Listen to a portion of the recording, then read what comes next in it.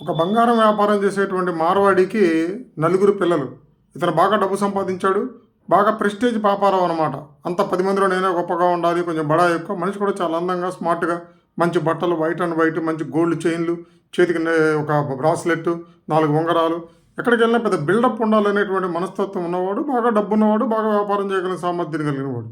నలుగురు కొడుకుల్లో 4గో పిల్లాడికి చిన్న వయసులోనే పోలియో రావడంతో 2 కాళ్ళు చచ్చుబడిపోయింది. దాంతో ఆ పిల్లాడు ఎప్పుడు ఇంట్లోనే ఉండేవాడు.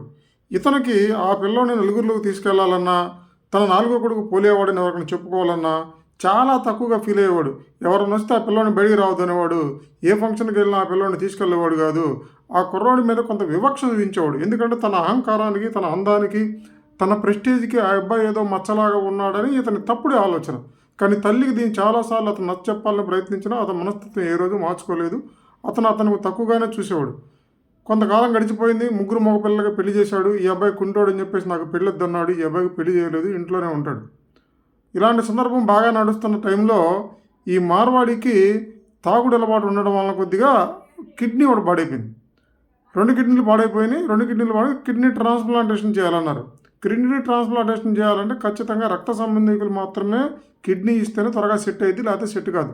డోనార్ దగ్గర కొన్నా అది గ్యారంటీ అనేది ఉండదు. ఇది డాక్టర్లు చెప్పే విషయమే. అప్పుడు తన బాగా ఉన్న 3 కొడుకుల్ని కిడ్నీ ఇవ్వమని అడిగితే వాళ్ళు రక్త పరీక్షలు జరిగితే మేము ఇవ్వనంటే మేము మా ఆవిడ ఊరుకోవట్లేదు, మా అత్తగారు ఊరుకోవట్లేదు, నా ఉద్యోగం చేయటం కుదరదని చెప్పేసి ఈ 3 కొడుకులు బాగా ఉన్న వాళ్ళు ఎవడో కూడా కిడ్నీ ఇవ్వడానికి ముందుకి రాలేదు. ఈ 2 కాళ్ళు లేని పిల్లవాడిని అడగాలనే అర్హత కూడా లేదు. ఆ అబ్బాయి అడిగినా ఇస్తాడో లేదో నమ్మకం కూడా లేదు. ఎందుకంటే ఏ రోజు అతని కొడుకులాగా ఇతను చూడలేదు. కానీ ఆ 4గో పిల్లోడే, ఆ కాళ్ళు చచ్చుబడిపోయిన పిల్లోడే నాన్నకి నేను కిడ్నీ ఇస్తాను, నా రక్త పరీక్ష చేయించమని ముందుగా అడిగితే ఆ అబ్బాయి కిడ్నీ సెట్ అయింది.